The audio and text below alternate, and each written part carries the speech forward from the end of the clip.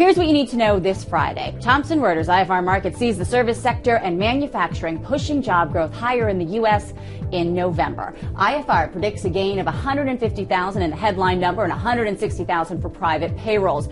Both slightly exceed the consensus forecast in the Reuters poll. IFR says a strengthening service sector would be a significant positive for the economy since it is critical for unemployment reducing payroll growth to be sustainable. IFR managing economist Jeff Hall joins our Jobs Report Roundtable show at 8:29 a.m. Portugal, Spain, and Ireland CDS are narrowing today, while bond yield spreads between Spain and Germany fall to their lowest level in 10 days. Traders attribute the stabilization to continued bond purchases by the ECB. Also, a business survey showed the Eurozone service sector grew in November, though Ireland and Spain continue to lag. Watch out for more interest rate hikes from China. Today, Communist Party leaders said the country will shift to a prudent monetary policy from a loose stance. Reuters Breaking Views points out while Beijing is talking about tightening monetary policy, it is also pledging more public spending. These contradictory goals may compromise the ruling party's ability to contain inflation, while hiking interest rates will put more upward pressure on the yuan.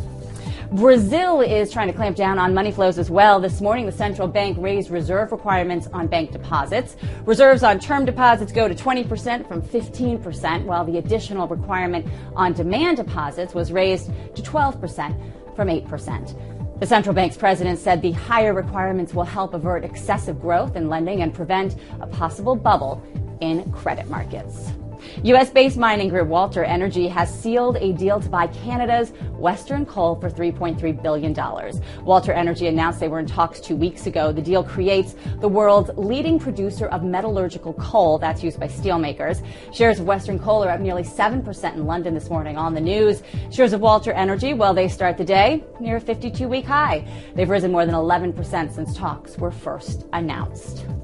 And finally, bad weather brings out either the best or the worst in people. In Britain, snow has paralyzed normal modes of transportation like planes and trains.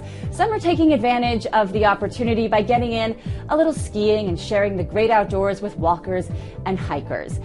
However, in Kent in southeast England, it's a different story. Snowman theft. That's right, Frosty, heisted. A caller dialed the emergency number to complain someone had nicked her snowman. Police released the transcript of the call to point out misuse of the emergency system. I just don't know where you take the snowman. Your refrigerator? All right, stay tuned for reaction to the latest jobs report from the Council of Economic Advisors Chairman Austin Goolsbee. That's coming up at 9:45 Eastern. That's what you need to know this Friday. I'm Jen Rogers. This is Reuters Insider.